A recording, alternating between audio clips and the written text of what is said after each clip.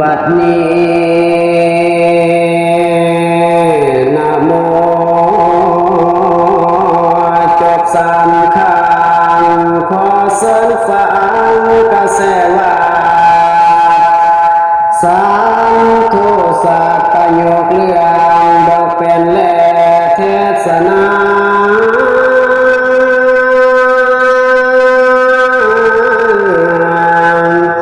ในมือนี้อาตมาสิได้เทศเรื่องทันสมัยให้ถึกใจของโยมผู้อยากฟังเสียงสอนเป็นคำกรสลับเล่าพายากรคอยก้าวขอให้เศร้าพี่น้องฟังขอตอนพระธรรม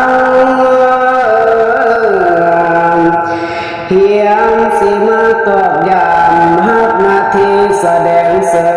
มออกประเดิมทาย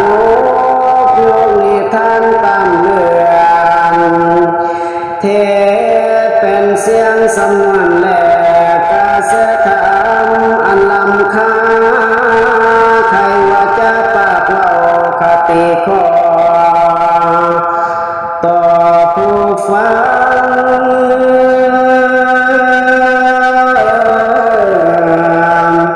มวนบ่มวนก็ให้ต่างเธอเป็นเรื่องธรรมดาเธอว่าฟังธรรมาภาคบุหันเฮาไว้ขา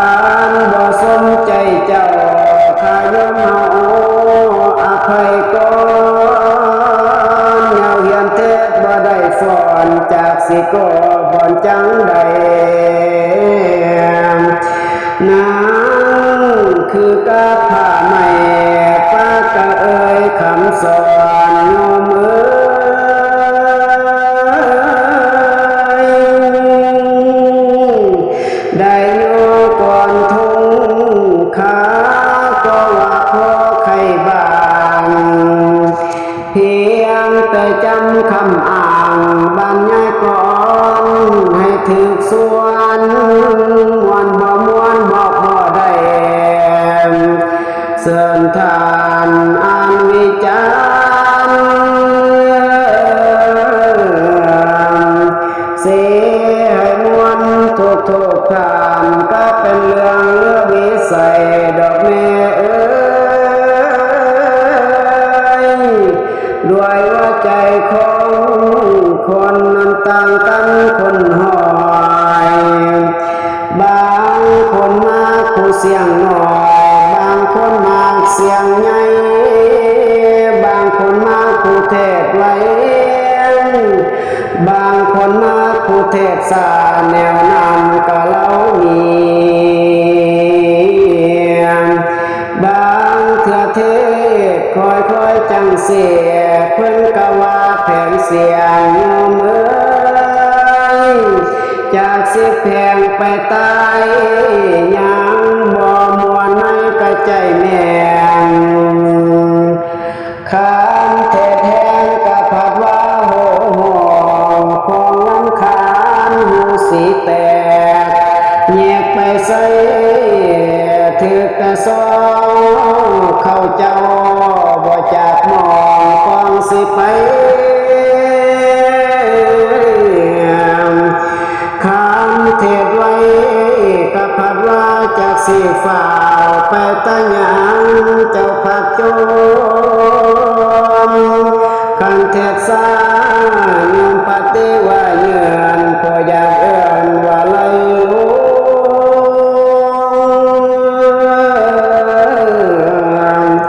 สมประสงค์ของข้าอยากมีขอ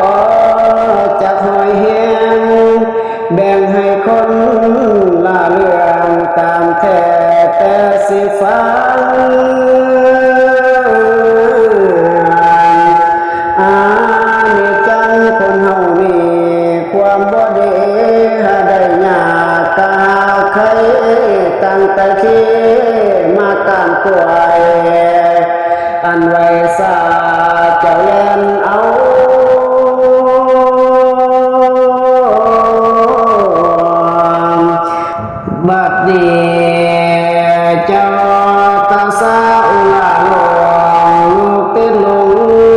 ถือเพ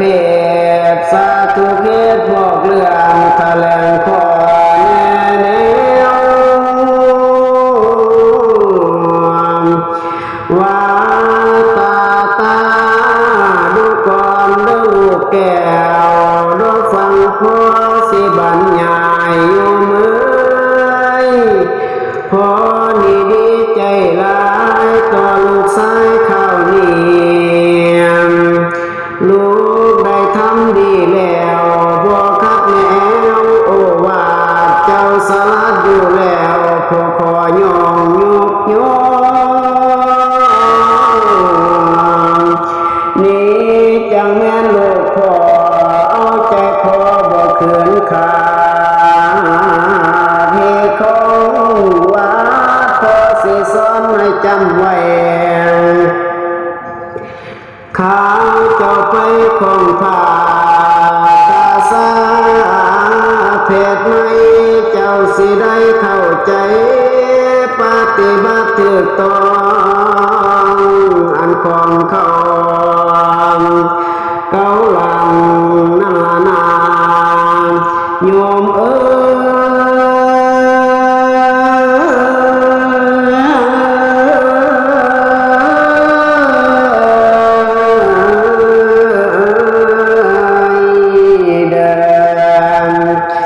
ท่านผู้ฟังอยู่นี่ล้วนแต่เป็นเมธีเคยได้พอเคยได้พานเคยเป็นทิศเป็นจานเป็นนักปราชญ์สลัดหัวผู้น้อยจังคอยฟังหา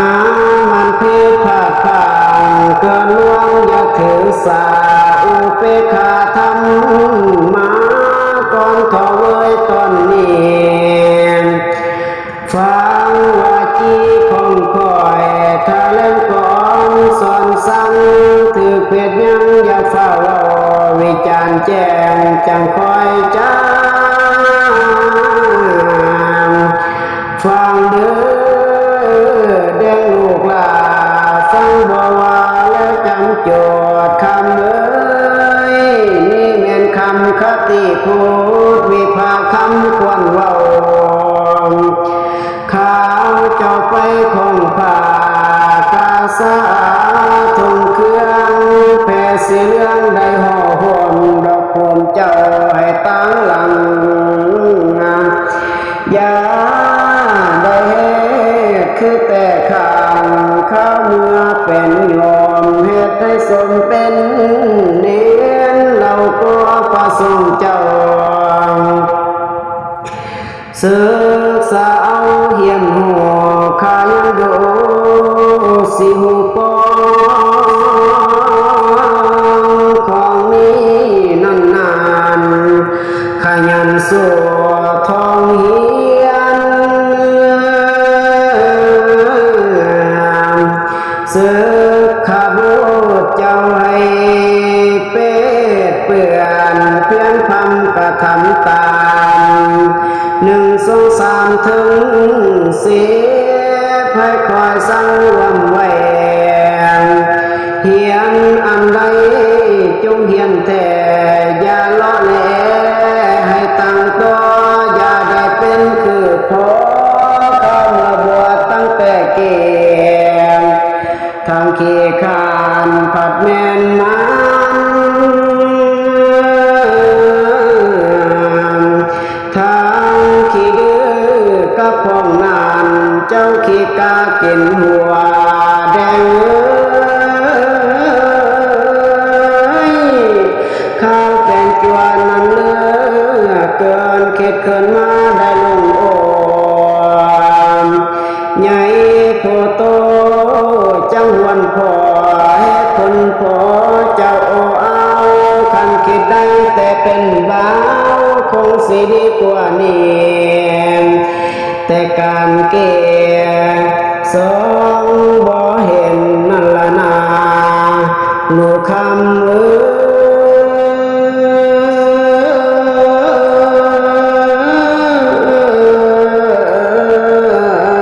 ยเดิน การบวชนานอย่าไปบวชแต่ทางกายใจให้หมายคงทางด้วยความเพียรเหียนก่อนทานอมตนตรงต่างเจตังให้ตั้งตัวบาปอย่าทำกรรมหยาบโกโอตปะโตตังสิรินอนแนบหนา